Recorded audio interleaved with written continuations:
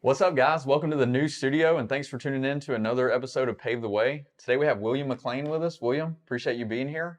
William represents Yome Ice Cream, and he's going to tell us his story and kind of how he got into, it's not the restaurant business, but the food industry, kind of breaking through some walls there, and then also talk a little bit about his background and kind of how you became a business owner and everything. Because like us, William, you said you're 35? Yep. William's 35. How many businesses have you owned? So I've had 3 successful businesses to varying degrees, and right now we're focused on Yum, growing that. Yeah, and let me tell you guys, we're about to do a sample test. We're fired up about Yum. So First time we're getting some. We're just gonna start the show with a taste test. Yeah, first time we've gotten something given to us. I vote we bring people in to let us taste food every episode. Yeah, this is a new thing. Absolutely. Hey, we'll be a trendsetter. Yeah, Start it off that way. There you go. So get started. We can talk about the ice cream, talk about what we're doing as we're tasting. Each of you guys pick a flavor. We'll sample it for everybody. Some of them we have toppings for. What's your favorite? So I pick my ice cream based on my mood. I avoid decision making when it comes to desserts. My philosophy there is we have 2 hands for a reason. We can let you have a push pop in each. So what kind of mood are you in? I'll do strawberry. Strawberry? Strawberry's a good mood. Feeling fruity. Always. Don't make me talk. And I'm gonna try the mint chip this time. Man, and I'm gonna try the coffee if that's acceptable. Absolutely. I could use. I love coffee. I was torn between the strawberry and the. Does the coffee have caffeine in it? It does have some caffeine. Does Not it? much more coffee. I mean, do you want one for each hand? No, just one. All right, so we got coffee. Let's go. Brent, that's you. That's Alright. so cool. So for our coffee, a mint chip. I got that one. All right, mint chip. Let's go, guys. And strawberry. There you Holy go. crap. Dude, that's really good. So you guys start with the full push pop experience, and then what we can do a little later is we'll do samplings of a few others, pull some of the toppings out. So have a little break there. That's great. Coffee, whole beans from a local roaster that we brew in dairy heavy cream base. That way you don't get the iciness from a water-based concentrate. You don't get the burnt, Starbucks flavor everybody's too used to. And then we add fresh grounds at the end for more texture and flavor. Strawberry, ton of roasted strawberries. Work with Bannon butter. You can see on there. Local, they do amazing artisanal cultured butter, equivalent of our ice cream in the butter world here. In Georgia, we use a cultured buttermilk in there. It gives it a little extra tang, almost like a strawberry shortcake, cheesecake. It's really good. Dude, Mint chip, green this from is the so real mint. cool. We even reshaped the chocolate ourselves to be designed just for ice cream. Okay. So as you can tell, we do everything with a lot of intention, a lot of care. Absolutely. So what kind of got you into ice cream? Are you just always been a fan? Are you like So you just knew you could bust in and make a move in Who ice doesn't 'cause, like ice cream? I mean, I don't know.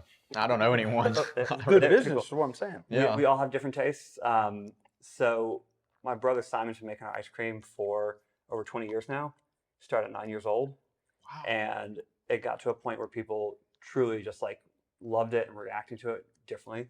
When there's something stands out, when people just have this innate, joy and, fall in love with it, just like you guys tasting it for the first time,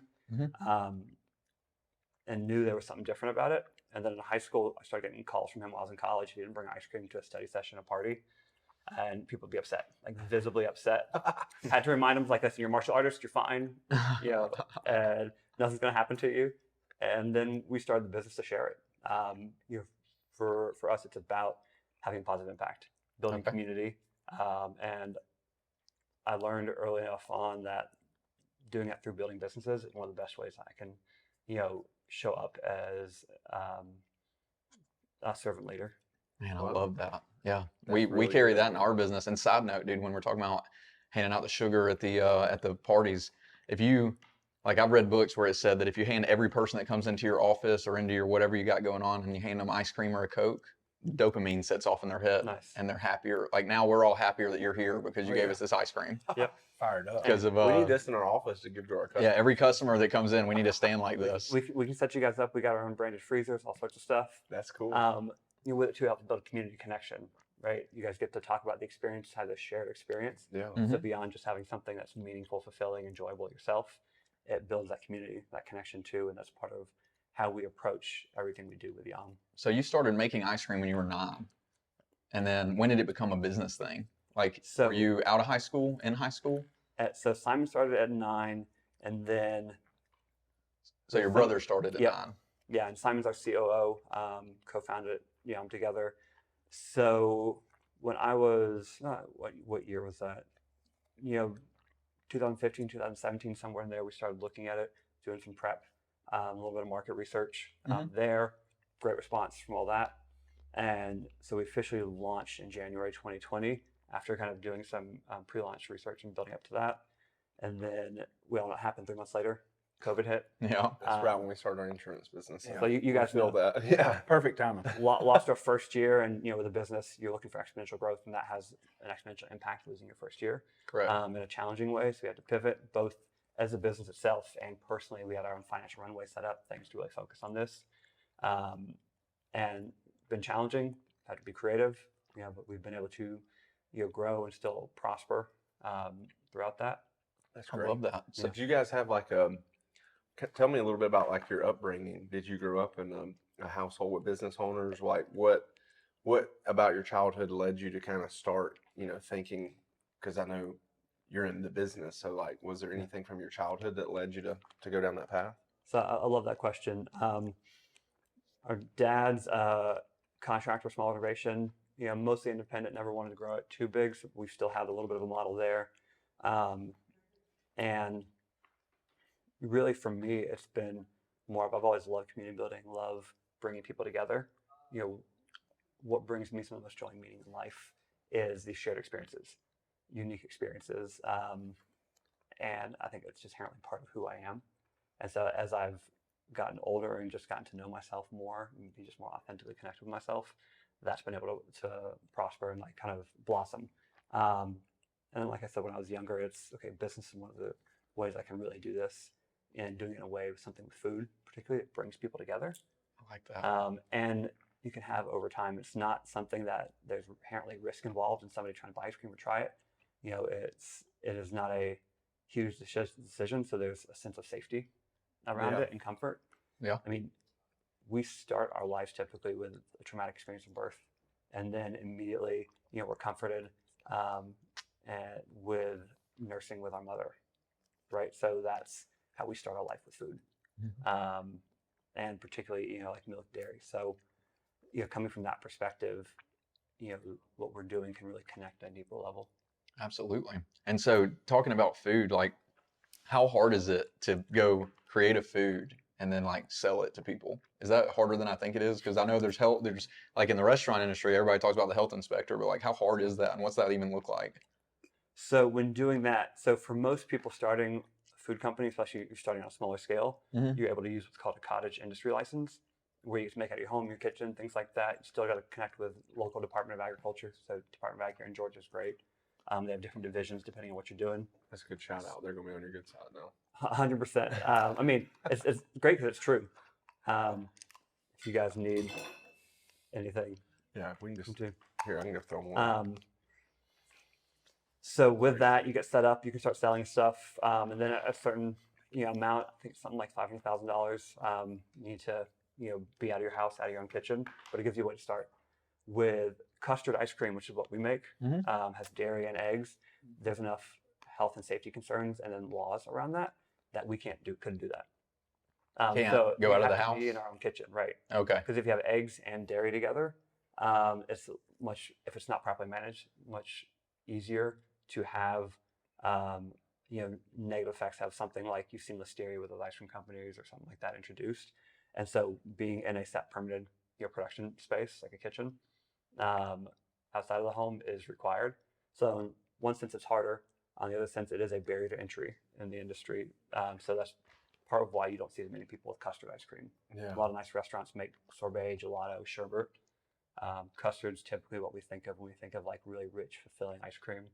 So like, the best vanilla ice cream and apple pie, like a classic American combo. Oh yeah. So that's part of why we wanted to do custard also. That's awesome. That'd you be a had good to start- flavor option for you. What was that? That'd be a good flavor option. Listen, I love the excitement. This is what happens when people eat ice cream. Like we connect. It's exactly why we do this. You asked about flavors? I said that would be a good flavor for you. The Which one? Apple pie. apple pie. Oh, I like that. Yeah, that'd be fun. So for a lot of stuff like that, what we do is we have toppings and different pairings that will help create that experience. So like we can have a base flavor and then do different things, and you guys get to see that a little bit later when we do toppings and some of the other flavors. Did you so did y'all start right off the rip with like expenses in 2020? Like did y'all have to go ahead and get a kitchen set up, like a commercial kitchen, have like a storefront, and then like the marketing? Just I'm in awe of each design. You have so many different options and they all have their own The like colors are awesome. color, so walk me through like the marketing side of that. I know there's a lot of work to roll out that product. Walk me through that in the beginning, because I feel like Yeah, and what did it that's look abnormal like? for it to look that good? Absolutely, and it does not start off that way. Like Correct. it's an evolutionary process of, you hear people talk about failing and the importance of that in business and things like that. And I don't think about them as learning experiences, because failing has a negative connotation that you kind of want to avoid in life. You failed a class, you failed this. It is, as long as you learn something from it, it's a win, success, something easy to be grateful and excited about, as much as it can suck. Yeah. So with that, we've tried a lot of different things. So talk about the Pushpops, the packaging. Pushpops, really nostalgic. Yeah. Yes. Nostalgia is an important part of what we do, both in the Pushpop design, how we design flavors, put all that together. Because it's some of our best memories, like with dessert, with Pushpops as kids. Oh, yeah. However, Pushpops that are out there other than ours. I mean, honestly, the push pop deal, that's why you're sitting here right now. Like, we had an event at this building that we're sitting in, and this guy brings like 18 push pops to the party, and he's like, hey, I brought ice cream. And I'm like, Sign me awesome. up. Who are you? Like, let's go. Yeah. And that's the push pop idea, is like literally why That's a we're good here. idea. That's a great, so Absolutely. there's validity to it. And just for that experience, for learning, like the intentionality of that, I know people like it. It just brings me joy. If I'm having a challenging day, I can share ice cream with people. That makes me happier. Makes that day easier. And also, in terms of networking connections, like that's done intentionally. People talk about strategy, strategic. I think about it as intentionality. I knew it was a great opportunity to connect, to meet people, to represent us, who we are, in a way that we may not get to, because like you can taste it.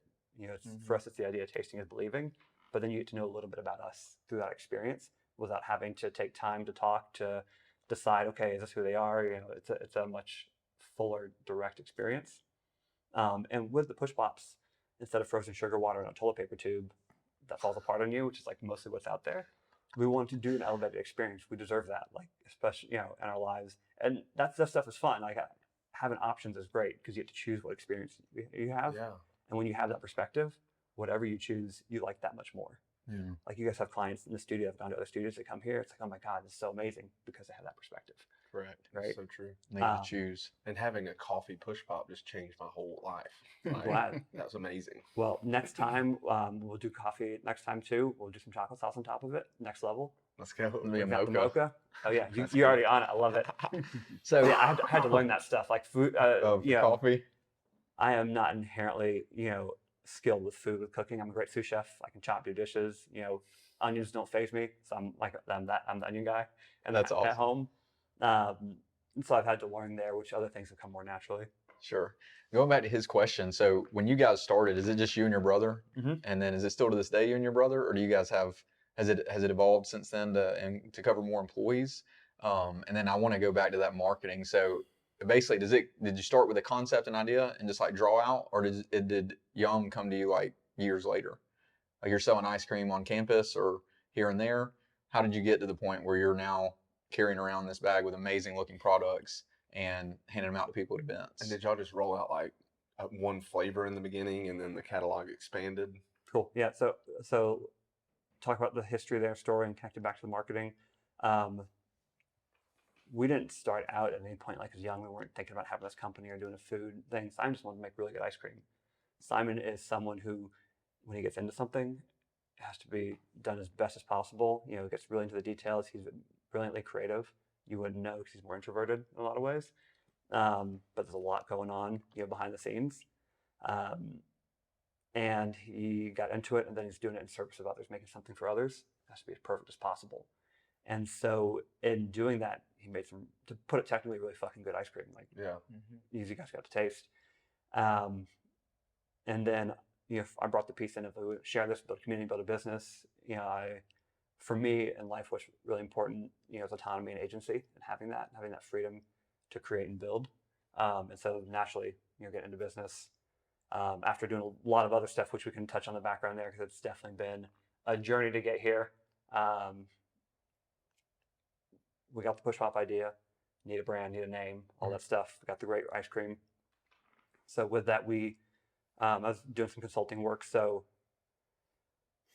let's do this in order. So McLane Consulting Group, small boutique consulting team I put together in grad school. Did a master's, most of a PhD in organizational psychology at UGA. At UGA, where? Not Where'd you go to school? at UGA. Go That was dogs. that was Go for them. Dogs. Go dogs. Almost a triple dog. Left the PhD program to build businesses after I finished the master's. So did that. Had some consulting. Did some cool projects there. Still do a little bit of that now. And one of the guys we worked with, his startup background, marketing, branding. We worked high level with people like Coke and Delta and Chick-fil-A and his own consulting. He mentors students from SCAD. He's an alum. So we got to work with a recent grad that he was mentoring to build out a brand. Olivia Bishop, who's more in illustration now, more on the art side of that. But she, together we came up with a name, design logo. Like she was instrumental in that. And going through a branding process, we get to understand who we are, our values, and we want that to be in the company. Because any company you're starting is inherently the founders. Like it's like your young child that's growing up that you're raising. And so got that set, and then you got design work. And so the other person I haven't mentioned, Janet, who's our CMO. Janet and I are also married. She's been background behind the scenes at first for a while, and then the past 2 years been officially our CMO. Happily so, because she's brilliant with design, with flavor, with a lot of things that she does behind the scenes that are not my strong suit. That's amazing. Like she's the reason everything looks beautiful, amazing, and social in the packaging. Does a lot of flavor pairings and new development with Simon and our team for developing new flavors. So that's a brief version of the journey and how we got to, create this and work with people who have the skills and passion, like Olivia. In doing this, will also have an impact because she got to be mentored and got real world experience coming out right out of school.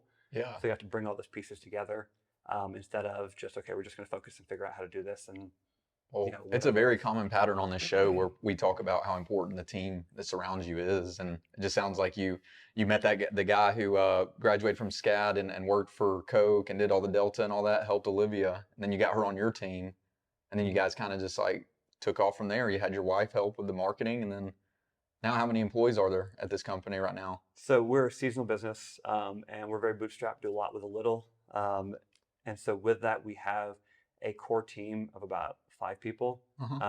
3 of us founders, owners, and then a couple other of our key team members there. And then we work with a lot of college students, people in early on in film, television industry, to provide flexible seasonal work. So on the college student side, we're busy at the opposite of the school schedule.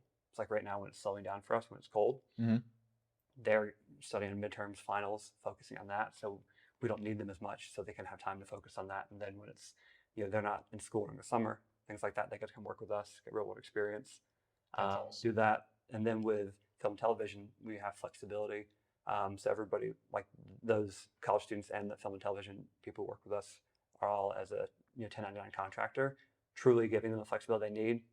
Our team members, beginning of October is like, hey, I know I'm scheduled in 2 weeks. I've just booked a short film for the weekend. It's like, great, we got you. We'll find somebody else. We'll take care of it.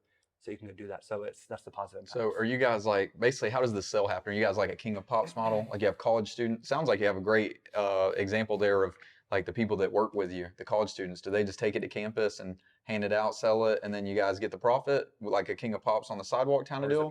Or is it events and like? So it's a mix of all that. So King of Pops originally did a lot more themselves, and now they do what's called entrepreneurs, where they let people be a little more independent and they support them as like their own independent kind of, okay, let's go out and sell stuff. Entrepreneur. Yeah, That's Nick. which I like the idea. And Nick and Steve Karst, who founded King of Pops, we know them, they're good people. I know Nick particularly, they're like us, where it's community focused. It's not, we're competition trying to tear each other down. We're providing different options, experiences that makes our communities richer by having both. And they actually have a distribution company, Perfect 10 Foods, P10, that we work with, covers the southeastern region, a lot of specialty, products from Georgia and beyond. They have over 200 brands to work with. We've grown a lot with them. Been really great partner with us. They handle everything out of state and a lot in state for us. Let's go. So we have our carts, Mexican style, but that does ice cream carts. that we use, and then we do handle a lot of the events. So we have catering, and we have events for vending, farmers markets, festivals like Music Midtown, Dragon Con, all sorts of stuff like that. That's awesome. And so we have our team. We set stuff up. Say, hey, are you available to work? Again, for anybody who's looking at hiring for W-2 contractors, you really got to give contractors that freedom, because a lot of companies won't. They'll say, hey, we're telling you where to be, when, what to wear, how to do it, and that means they should be a W-2. So with that, people sign up for the shifts they want to work. We help with transportation, do that. We stay involved. We're trying to stay involved and connected as in leadership positions as much as we can with everything going on, because as we grow, it's going to be harder and harder to do that. Yeah, you're going to need more leaders. You're going to need more managers. So how do you guys, like, let's say it's peak season. How many people are working with you right then? So we'll have... Like, it's next spring and all the, I don't know, what is it? Football, like basketball 15, games? 15? So, but it grows every year. Like, we've been on an exponential growth track. Like this, I guess, coming into November, we were somewhere between 165%, 170% year-over-year sales. Let's go. That growth, all organically, never had a marketing budget. That's part of, we had to pivot in COVID. This guy, after COVID hit, we took any money that was there. It's just helped keep us alive, keep going, do more grassroots, organic, word of mouth. Yeah. And as we go into a funding round, that is a huge opportunity, because we've had this growth without that. So that'll only, Absolutely. impact growth exponentially. So are y'all like Metro Atlanta for the most part? Like, that's your hub right now is the Metro Atlanta area, and you're doing as many events and stuff that present itself within that area. Yeah. For events, it's Metro Atlanta. Some, other throughout Georgia. For the right event, we'll go out of state too. We just don't do a lot. We haven't focused on growing that side of it.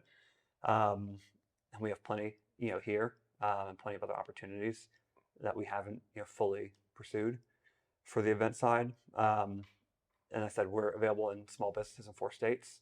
So instead of trying to go after the big guys early, when COVID hit, realized the impact it had on us and the opportunity both to grow and support other businesses. So we focused on working with other SMBs. So local restaurants, specialty grocery, all sorts of stuff like that, things that can be in your neighborhood. That way you don't have to drive across town in Atlanta traffic just to get good ice cream. Like from our shop or something like that. That was my next question. Are you in stores, or is it like you go in the like Sprouts and there's that cooler right there and you got Yum ice cream? Yeah, it's like that. It's like that? Okay. And there's some people like Sprouts that we're on our target list for the near future, a little bit bigger, to get in touch with. We work with some local brands like Yumby. We're in all their stores, things like that too. And so as we grow, we'll get bigger. I mean, Whole Foods approved us a couple of years ago in Atlanta, and then because of the Amazon transition and restructuring, no new products were allowed in the category. We found out somebody higher up. So things like that, we've had those yeses and successes, and it's great to have that. We know we can, and then we have a good example, and it's been, a better opportunity for us to focus on working with the smaller businesses, local ones. Like I said, because it's both impact, from a strategic perspective for our growth, much easier entry and to work with them. We have a lot more flexibility there, and then also in terms of our values of how we're supporting, how we're living that through the business. Having a positive impact, we get to do that too. Yeah, and build that community that you guys hold very important. So, I love it. I think it's such a cool like grassroots story of something that I love so much, Pushpops. Like, I think it's so interesting, and I'd love your perspective as your background in the consulting companies. Like startups, it's so easy to have an idea, but to still be in business 3 years later, it's like impressive. But as a consultant, when you're consulting these like startup companies, what normally leads to failure? Because I know it's a high failure rate. So putting your consultant hat on, why do you think most businesses don't make it past, especially to 3 years? It's a great question. And it's ultimately, go back to is the best investment you can make is investing in your own growth development. So I learned this at 15 years old. That finding those areas of resistance, doing the things that are scary, that are challenging, where you find fear, anxiety, guilt, shame, things like that we all inherently try and avoid, is the biggest gift you can give yourself, because it's the most opportunity to learn about what you don't know, grow, be healthier, happier. And when we do that, it positively impacts our business and the rest of our lives exponentially in ways we have no idea, truly, in doing that. And so that's ultimately the root. A little bit more operational logistical as you get into that piece of it. And connecting it to that, we're getting on our ways in different ways. About how we see ourselves with success, or about how, what we think it takes versus what the reality is. And so if we're able to bring down those own internal barriers, then we have much more clarity and can be present with it and understand, what we need for the business. And if we really want to do this, if it's going to grow. Outside of that, I think financially, people don't understand what they need to plan for. Yeah, they underestimate how much it actually costs. And we don't know what we don't know. Yeah. And most people aren't in a mindset of trying to learn about that, Yeah. right? It's just It's because true. we don't know it. We're not Yep, paying yep. attention to the negative. That's right. Which Or the they negative, don't have the patience to like get there. Yep. And what's absent, statistically, like mathematically, can give us so much more information than what is present. If you know what somebody doesn't like on a sandwich, you know a lot more about how to make them a sandwich they do like, That's because right. you know what to avoid. That's right. Same thing making ice cream flavors, like that too. So in doing that financially, we do very conservative modeling initially. Basically, what's the most realistic rainy day scenario with the funds we have, or we're using for an initiative for the company overall, et cetera. And if we're going to be okay there, and then we can go back and say, okay, cool, here's what we think is more realistic. It's actually going to be 25% more in sales and revenue, things like that. But we know things that expenses would be missed. That's just always going to be something like that. There's a lot less of that as you learn, especially at the beginning. There's going to be things that happen you don't know. I mean, in insurance, you guys talk about an act of God, right? COVID being a pretty big, Yeah, absolutely. or there. So being able to, nobody can plan for COVID, things like that, and I don't think it makes sense too, because big things like that don't Are rare, typically thank happen. God. Yeah. Yeah. But the financial piece is important, and being realistic with what you have. If you at a place you have $5,000, 50, 500,000, whatever you're starting with, don't plan for all of it. You got to set some aside for opportunities for a rainy day, or at least have those channels open. Yeah. So to summarize that, personally investing in yourself, like truly the areas that you want to resist, avoid those areas that tend to be darker. We want to try and shine a light in, and being conservative in your planning, your modeling, so that whatever kind of realistic rainy day scenario, whether it's money, your time, your energy, any resources you're allocating, you have more than enough. And in a simple way in life, it's just like getting early. Like I showed up 10 minutes before our scheduled time. I would rather have extra than not enough. Yeah. And I want to hit on the thing you said about the like the working on yourself and the self-development. I mean, that's the whole point of the show in a sense. But isn't it amazing how when you do go and you shine that light on that dark spot, that thing that you are afraid of, the fear, the anger, the scare, whatever it is, when you shine that, how much bigger your perspective is after you've done it. Like whatever it is. Like right now, these guys every day are going out like knocking doors. We're doing that. Some people are afraid to knock doors, but it's amazing if you're afraid to knock a door.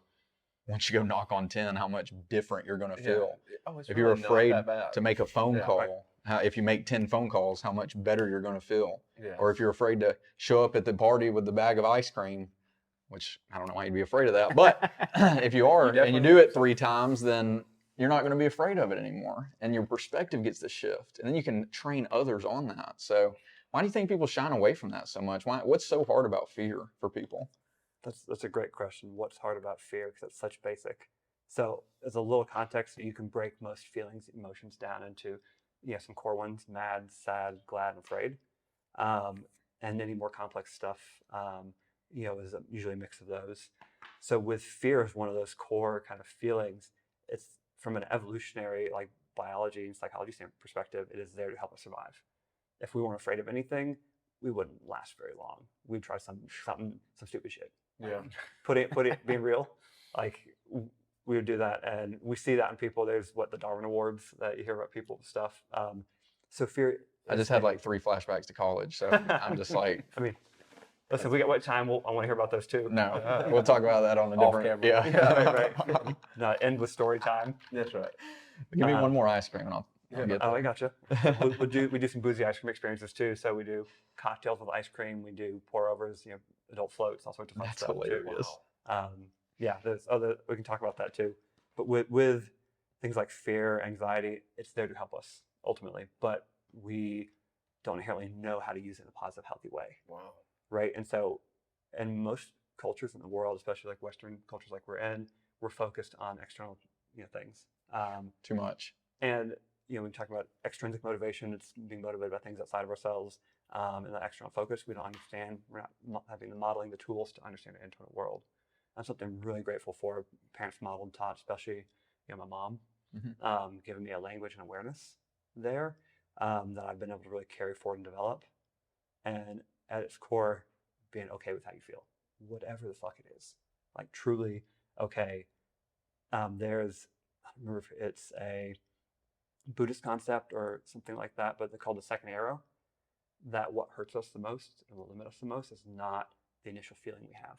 It's the secondary reaction, particularly when it's negative, when it holds us back and we get being afraid about fear, anxious about anxiety, etc. If you're having trouble sleeping and you want to get sleep because you have a big day the next day, it's not that you're the anxiety about the day, but it's anxious about being not getting enough sleep. You get anxious about being anxious. That really creates that negative feedback loop that can be hard to get out of. And so for me, it's the practice of being present. It's all practice. With whatever I say, it's not like I figured it out and I'm done and I know how to do this perfectly. By any means. I mean, even coming in here, like there's a little bit of anxiety, which is normal. A little bit, okay, doing this, something new, different people. Yes. But being present with that and being okay and knowing that's not the only experience, the only feeling. Right, that's not. Don't get you zoomed in on that. It's bigger than that, essentially. That's wise, man. Yeah, that's very wise, and I love the fact that it is a practice because I try it. I try to practice that same thing, but there's days when it don't work out that way. So what helps you with that? Like, what do you feel like is the days that you're more successful in that? Yeah, for me, it's being very routine. Is what I've learned in my life is that, like, if I can stay in the right routine, I can handle the fear and anxiety differently. And I think everybody's routine's differently, but I think so many people just wake up in a responsive mode. Like they wake up and they respond to today's issues and then they just go out the door and their whole life is just almost like a responsive moment for moment. They're just responding. Whereas for me, I have to get in a good routine and I'm very spiritual. So I start my day reading the Bible and that gives me peace with anxiety, with fear. And then I go to the gym and I get, what I got to get out and get that energy out. And then I get in the sauna. And in the sauna, I'm either talking to my pastor or I'm meditating. And then I go out into the world and my fear and anxiety and the challenges don't hit me as hard. So that's how I've tried to handle it. That's the practice that I've put behind it, if that makes sense. I love that. And if you want, maybe we can break that down a little bit into the pieces that I've used and learned to kind of create that in my life also. Yeah. So there's a piece of being intentional about what you do, right? Waking up intentionally, setting that for your day, setting yourself up with a solid foundation. For me, I have a mindfulness meditation practice every day. I've been doing that for years. I will lose sleep to not meditate, even if it's just a minute, 5 minutes. Like it's the practice of doing it. And happy to talk about that a little bit more. There's a piece of routine allows you to have structure and have more knowns and unknowns. So essential in business. Instead of putting out fires and just being reactive, this is business life, all that. You get to be proactive and intentional and have the space, again, going back to autonomy and agency, to make choices about what you're doing instead of just having to run around putting out fires, which is exhausting. If you're playing defense the whole time, so to speak, that's so much more tiring than being an offense. That's right. So knowns versus unknowns, the intentionality about starting your day, and then taking a holistic perspective to your health and well-being. And as someone who, one of the biggest challenges with this for me has been finding the time and energy to maintain the practice of my physiological health, like an exercise and stuff that I want to. Especially when you're selling ice cream. I mean, well, and here's the thing, 100%. So I actually have a medically restricted diet. I can't eat the ice cream. Oh my goodness. I haven't been able to, I've had that, and GI issues since my early 20s. Wow. So you can't even So do you know how good it is? I mean, for me it is. I've truly, and we started with this. We have to see how much you guys enjoy it. Just like inherently, reaction before we can get to filter, stuff. That's cool. That's all I need. And that's why I need you guys, everybody else, to really eat ice cream for me. Because that's where my joy comes from, seeing other people happy. Cool. It's also a great sales strategy, dude. I can't eat this ice cream. Please eat it. You're gonna have to eat it for me. I can't take it home. Right. So help. Yeah. That's great. We'll take a break right here, bro. Yeah. Cool. Good stuff though, man. Passionate. Take a quick break. Real quick, guys, this is Rob with the Wheeling Agency. I just wanted to reach out to y'all. We've been in business a little over 3 years here in Paulding County. We take pride in serving our community, so next time you're in the need for some insurance, give us a call and reach out. Now get back to the show. All right, William. So our second tasting event, I'm super excited about this. Tell us a little bit. You're going to add toppings to it now? Yeah, so we have the curated tasting experience where we have toppings that pair with all our flavors, do it in a set tasting order. So think about it like an interactive wine tasting. Yeah. You guys get to get a little preview of that, get a little more foodie, a little more chefy with this. Yeah. So we're going to start with butterscotch pecan, hand roasted butter salted pecans. Wow. And we take the scotch and butterscotch literally, put a 12-year Glenfiddich scotch in there for flavor. Whoa. And as a topping, we have fresh ground coffee from a local roaster. So y'all do like ice cream tasting experiences too, or y'all just Yep. like, that's really cool. So yeah, it's about the experience ultimately. Like it's about creating memories, having meaning in life, like something we can take with us. That's not just, one and done flavor. So with these, have a bite or two of it on its own. Then we have fresh ground coffee to go on top of that.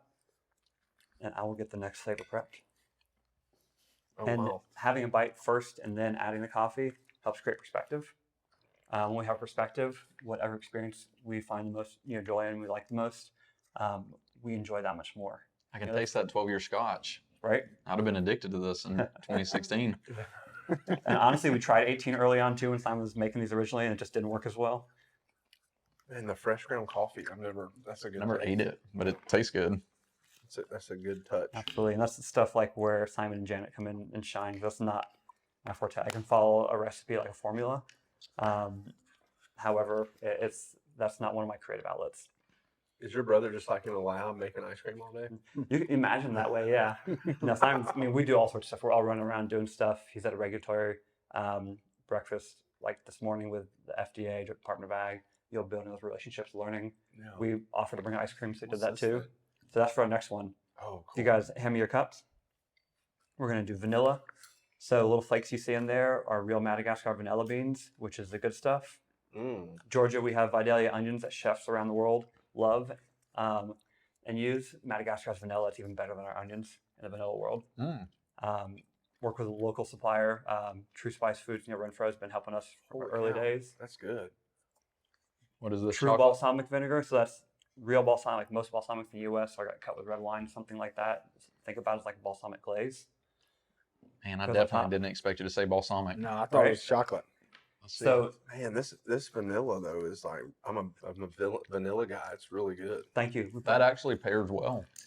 That's exactly, and it gives a different experience. So the way we do toppings and other pairings, like with alcohol, where we do like adult floats and other boozy ice cream experiences, other food, is different relationships. Some other flavors work well together independently.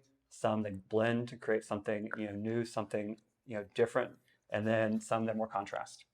Right, sweet and sour, salty sweet, like doing that, so it provides variety and experience. Yeah, the vinegar and the vanilla is pretty low key. I'm sad it's over. It's a banger. Hey, well, there's plenty more.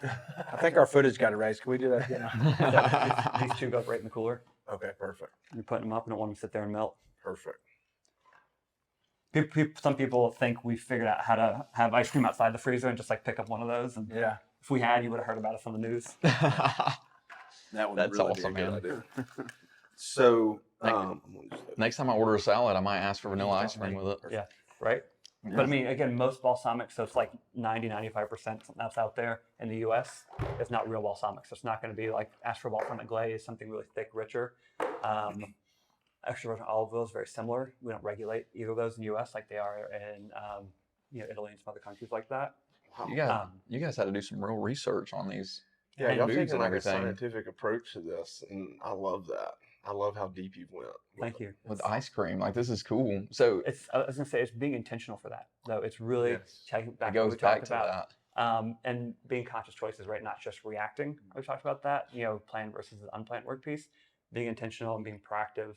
So you're doing what you want to, and you're consciously executing. How did you get to be so intentional? Like how did because intentionality for me is something that I didn't start being intentional not until we had businesses, but somewhere out of college. Like I had started working, I knew what I wanted to do.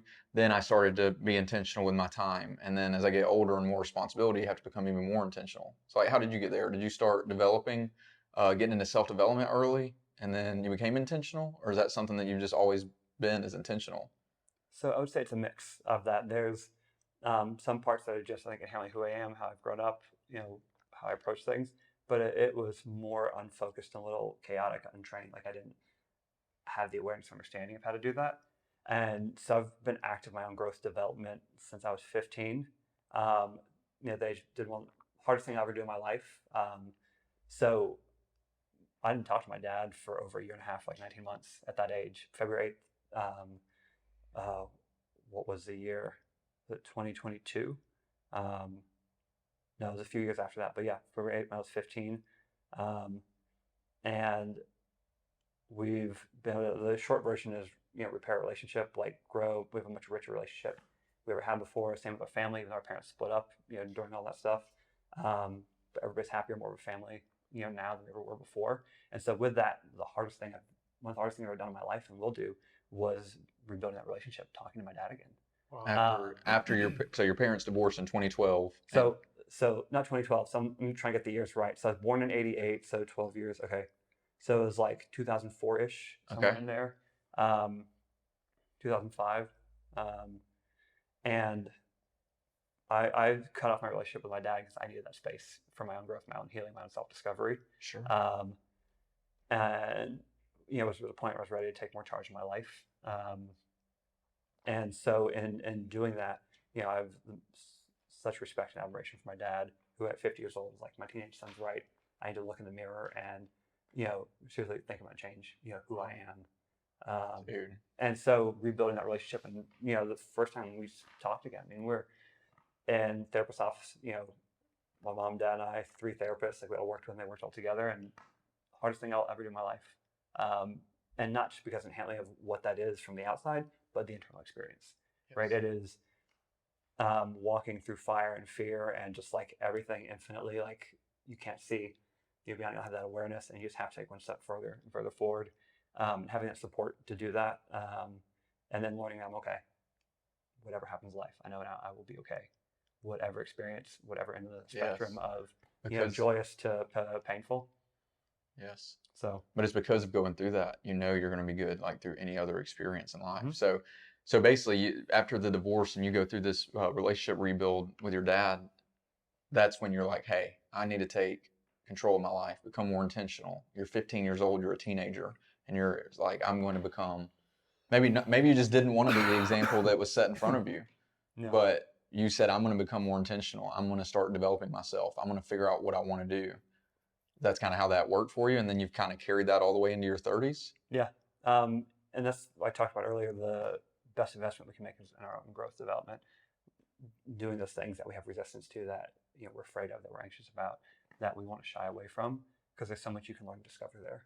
Doesn't mean you're going to want to spend a lot of time there, but if you get comfortable enough, that mindfulness piece, that being present, with our experiences and not reacting to them, or being just caught up in them, like being caught in the current. Mm-hmm. That's where I started learning all that, and in doing so, I saw the benefits from that too. And I would much rather choose to do that, to dive into those things that are challenging, that are scary, that are anxious, that feel shame and guilt and things like that is challenging, unpleasant emotions, and choose to do that, than have it just happen and then have to react. And that ties it back to the knowns versus unknowns, the other stuff we've talked about too. Yeah, and practicing. It's a lot better to practice, or to think like, oh, I'm going to, this really, observing like this makes me mad, or this really hurts, or whatever, and just kind of like battling through it, than just waiting for the day where you just like let it rise up and it just hurts. Yep. And then you're not prepared necessarily, you're not aware, like you could have anything going on. It could be right before you go to sleep, it could be you're doing nothing that day, it could be you have one of the most important things you're going to propose. And then something unexpected happens and it comes up and you're like, shit, this is not what last thing I wanted. Yeah, because I hadn't healed or worked on myself or been intentional. Mm-hmm.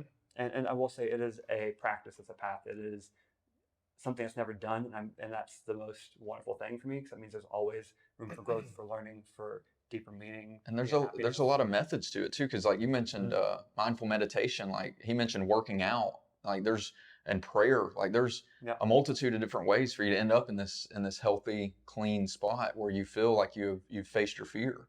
But at the end of the day, regardless, you still got to face it. Yeah. And I think a lot of people with meditation specifically, since you brought that up, I think a lot of people with meditation feel like you got to like it's super weird, and you sit in style and you have to hum. And I mean, Yeah. some people Some do it you that way, can. but I mean, for me, my meditation is just time where I just quiet the world around me and I just like listen to, for me, God. I try to hear from God in that moment. I'm just quiet, and as the thoughts are passing, I'm Just just let 'em letting go. them pass, and I just try to be still. That's how I meditate. How do you meditate, and what do you try to get from meditation? Because I think a lot of people, especially men, can be like, I'm not meditating. What kind of yoga crap is that? A lot But of them probably do it though and just don't even realize that they're doing right it. in that. So like, walk us through that, because I think that's so good for our audience to have that time of reflection and of calmness. It's a great question. So you touched on what I see as the keyest, most essential part of that is being present. Just being present with whatever comes up. It's not you trying to control your thoughts. You're not trying to control anything. It is being present, surrendering to just whatever your experience you're having to life, to doing that.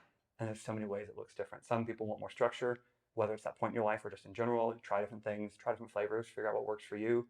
Pick something that's off the shelf, create your own from what you've learned.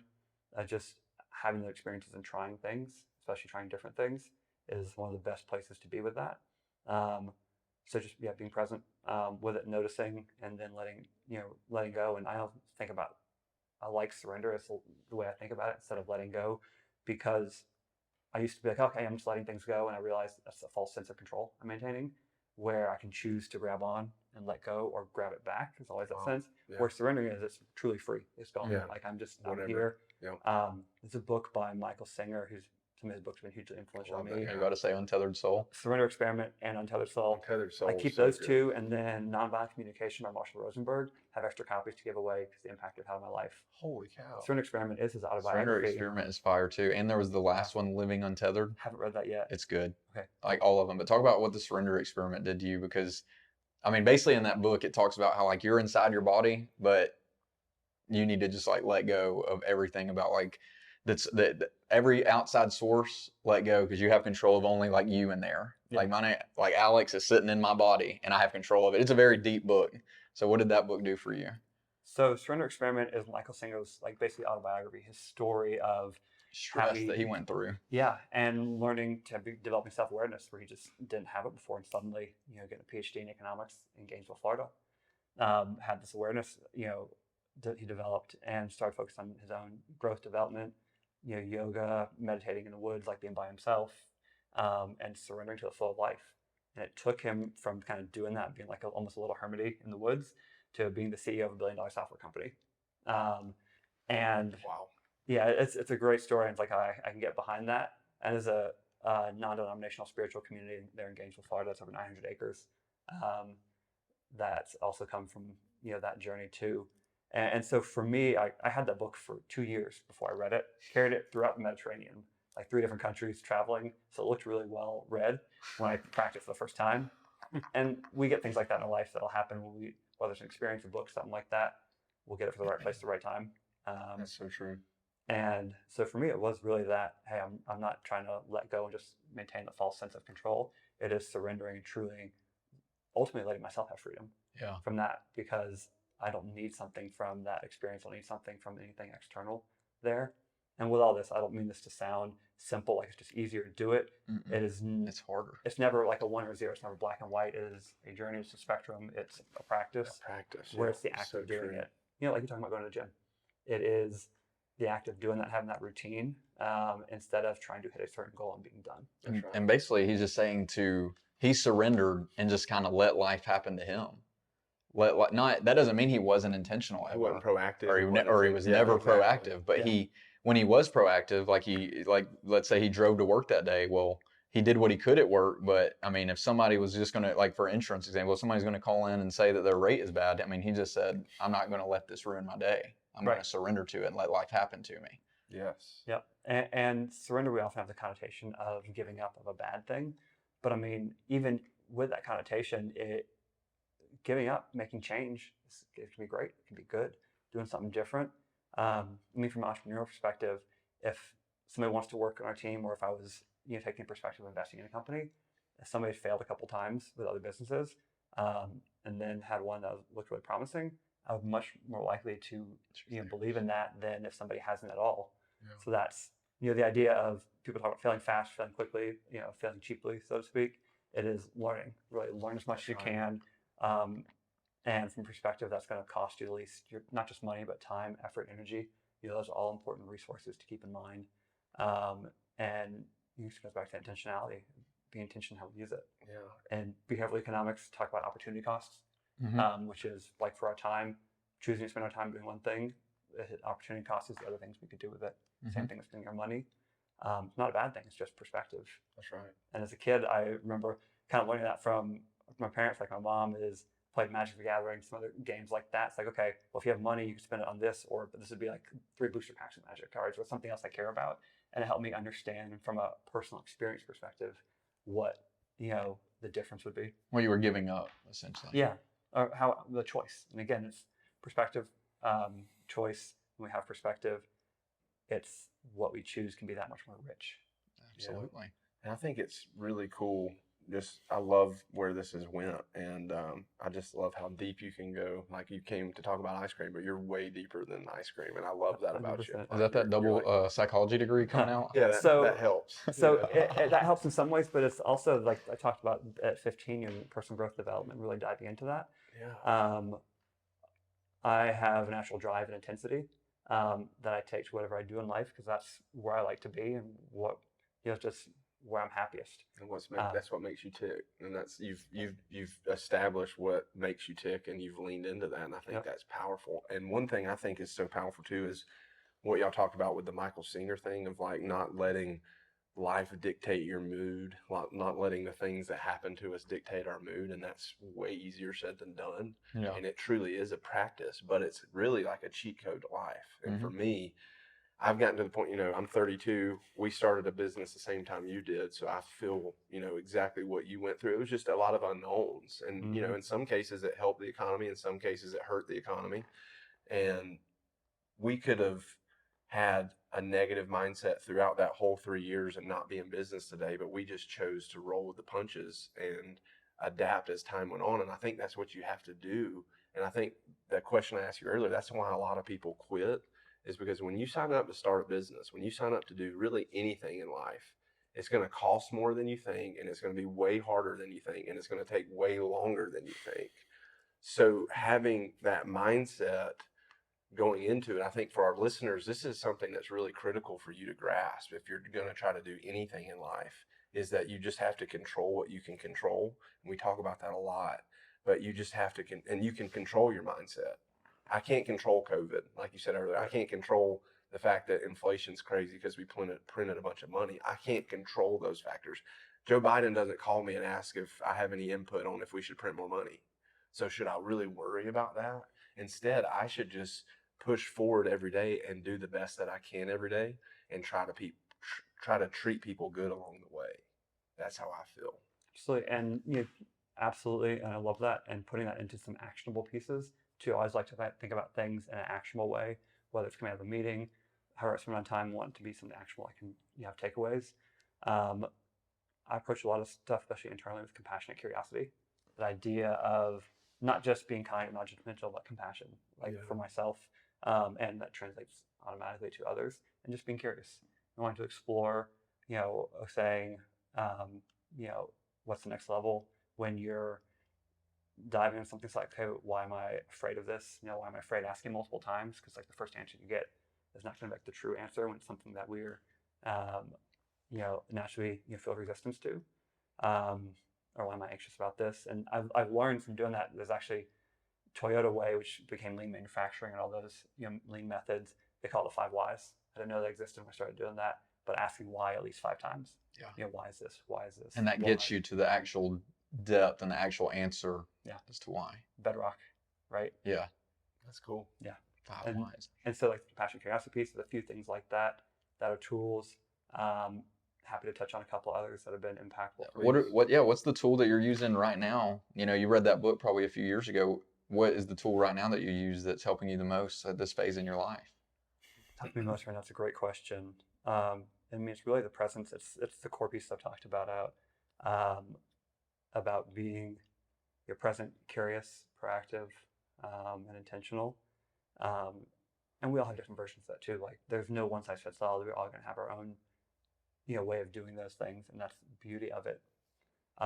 In terms of a little more operational things you can apply, there's, I won't call them hacks, but they could, fit into that. It's like linguistic ones, like shifting my internal language from trying to, it's a practice of not using the term but and not using the word should. So I call it no buts about it, and don't should on yourself. When we say but, it discounts everything that came before it. Yeah. Say, hey guys, I had a really great time here, but it's, it carries, whether you're aware of it or not, it's carrying that connotation of, okay, how do you really feel? And so instead of but, you can say however, and therefore. There's other words we can replace there, and starting with my internal communication with that. And it happens. It's like tending the garden. Like there's a buttweed that showed up, and I even play with it. Like playfulness and being improvisational is having fun is essential. So like when I think of that, I try and visualize like a butt, like weed, like literally growing and just plucking it. Yeah. So there's a joy associated with it because we all want joy, whatever we're doing. Should, when we say should, we're externalizing our motivation and giving away our power, right? I should do this. I should do well in school because my parents expect me to. I should dress this way because society expects me to. And instead, we can translate to, I want to do well in school because it's important to my parents. I want to dress this way because I know it's important to the people who are there, who are where I'm showing up, etc. Wow. So translating it to I statements like I want helps you retain that power, that sense of autonomy, agency. Yeah. Even thinking of that in my mind, That's like good stuff. even thinking of saying I should do this versus I want to is, you said it gives away your power. That's exactly what it feels like mentally. Yep. And I immediately, it's like a should has anxiety. That goes with it. Correct. Like I Can't should, think like if I say I should wake up tomorrow at 6 a.m. and work out, like versus I want to, that's a big difference. It becomes work. Yeah, I have to should. keep I yourself- should. Well, now I got to think about the alarm and getting up and all that. If I say I want to, I'm just going to do it. It's That's like good. cracking the whip. And so that's part of how Janet and I often start our days are waking up, what are you excited about? Because I want to, brings that excitement, that joy, that energy that goes with that. And then the end of the day is, was a highlight, basically gratitude. That's our version for doing, gratitude was a highlight from your day. And it's not always easy. It's not always there. We don't always do it. That's part of having a practice. You don't have to be perfect. You have your own version of it. And having that compassion, that grace for yourself to not do everything perfectly the same way. Yeah, man. Well, dude, this has been so good. We're gonna have to have you back because I mean, we could talk. I feel we were talking off air, and I feel like we could talk for 4 hours just because we're sipping the same Kool-Aid with personal development and everything. I do want to give you time to kind of talk about what you see the future of YAM being. Like, are y'all trying to go nationwide? Are you trying to be like a mass distributor? Like, what is your future, and kind of how are you planning on getting there? Yeah. So great question, and we absolutely. So we talk about strategy, vision, that stuff. I love strategy, and with the we want it to grow as much as we can. Share it that much joy. It makes people want that success for the business. I mean, of course, there's interest personally, financially, but at a certain point, you'll have financial stability, and like There's only so that's much not going to make me happy. Yeah, If I'm buying a multi-million-dollar yacht, I know that's not going to make me happy. Like I don't want that. I want to, see the positive impact of communities, to invest in other businesses, to mentor, to grow there. And so next 5 years is regionally Southeast. Beyond that is more nationally, expanding to different regions. So we can touch on resources that have helped us do this planning and talk about that. Here in Georgia, we have the UGA Small Business Development Center, amazing resource, free state and federally funded consultants who are there to help you at any stage of your business, from ideation to exiting and anything in between. I can't believe more people don't know about them, but they've been hugely essential for us, learning and building out a business plan and working on process of fundraising, preparing for that, and just understanding who we are as a brand and as a company. You said UGA Small Business Development. Yeah, and I can make sure we have links and everything like that. Cool. SBDC. Do we need to pause real quick? So UGA Small Business Development. Yep. For manufacturing, Georgia Tech has a great manufacturing extension that has a lot of great resources and supportive. They have some free stuff, and a lot of their stuff is just really cheap that you get. UGA, they have more free stuff there, and then there's some very affordable advanced classes you can do too. Then Invest Atlanta, they're there to really help businesses invest back in Atlanta, and there's a lot more stuff like that, but that's a good sampling. So these are resources that we've used or are using in our journey. 5-year plan. It's part of doing the Small Business Development Center. we're expanding into metro areas and throughout the Southeast. Very heavily data driven, so organizational psychology, people in a workplace context, a lot of statistics and data science. I love data to the point that 2 friends have independently given me mugs about spreadsheets that I've set on my desk. And so been able to get, we have about 150,000 data points on every metro area in the Southeast and consumers there.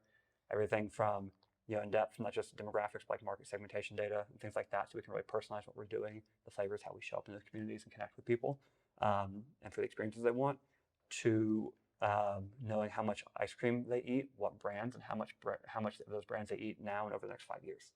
So we really get to be intentional on planning and detail oriented. And you don't have to have all that to be successful or do this. Or to start. That's just using some of the resources we have in the knowledge base that we have. And we all have different things that are unique and that set us apart. But it's bringing those together and then bringing a team together that, your strengths and challenges will balance each other. So those are the resources. And then earlier you had mentioned a crowd fund. Mm-hmm. Is that something that you guys have already, that's part of the next 5-year plan for Yum, but is that something you guys have already started participating in, or are you guys kind of going around, I guess, tell you from your perspective how your crowd fund works? Do you guys call businesses and say, hey, we're raising up money? Or for fundraising, so we started off with our pre-seed financing from our networks. Simon put some money in, got some stuff too that was given to us by people we know, believe in us. So we've been debt-free as a company, which is huge.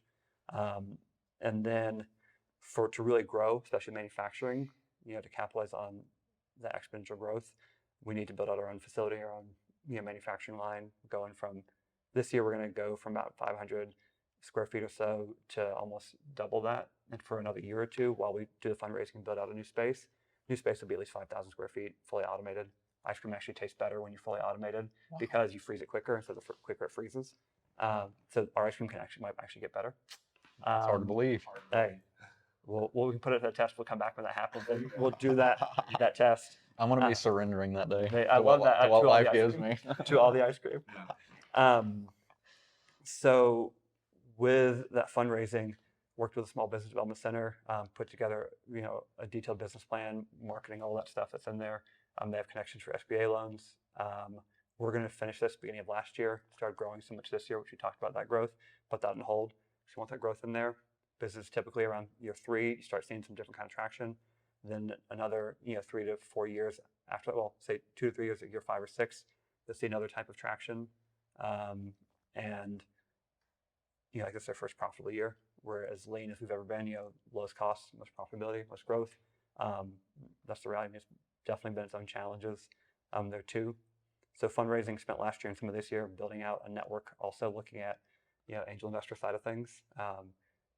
Venture capital, private equity is side that's not where the direction we want to go. It can be absolutely great, but those often are looking more for the next Google.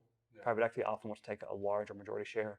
Venture capital is looking for a unicorn, something that's going to be huge growth. Mm-hmm. We're solid, we're stable.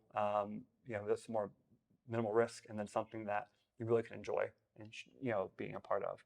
Yeah. Not focused just on the money, that's their foundational piece, but for angel investors, they get to share ice cream, share all the stuff we're doing with their friends or family, everybody, and be a part of that and help contribute to that. So angel investors, have some people who put funds together on a list that when we're ready, we'll send stuff out to. So people manage family offices. We've done that and continuing to network and find the right people. It's not just whoever will give us the best deal, because we want somebody who knows what we're doing, understands it. Investors can become a negative when their needs and their wants change and aren't aligned with yours anymore. So you want somebody with some experience. And then, we've unofficially started putting it together an advisory board, some people who are really experienced in our industry. And so for fundraising, it'll be, let's see what the SBA will offer us. Let's see what the private side will invest us. And there's other platforms out there that we can, some food specific ones too, that we'll put stuff out on and see if there's interest. I love that, because it's a multitude of ways to get you guys funded and get you guys growing. And I just love how you name all that stuff, but I know there's months and years in advance of getting an advisory board together. Yeah, you didn't just yeah. You've been working on that, and you can see that. I can't wait to see the grind. I can't wait to see the time. I can't wait to have you back. Yeah, thank you. Yeah, dude. Thank you so much for showing us your own, man. Absolute pleasure. Appreciate the hospitality. Yeah. Thanks, William. Yeah. It was awesome. Been awesome, man. Thank you, guys. Ice cream's good too. Yeah. There's always more of that. Thank you, sir. Great job, guys.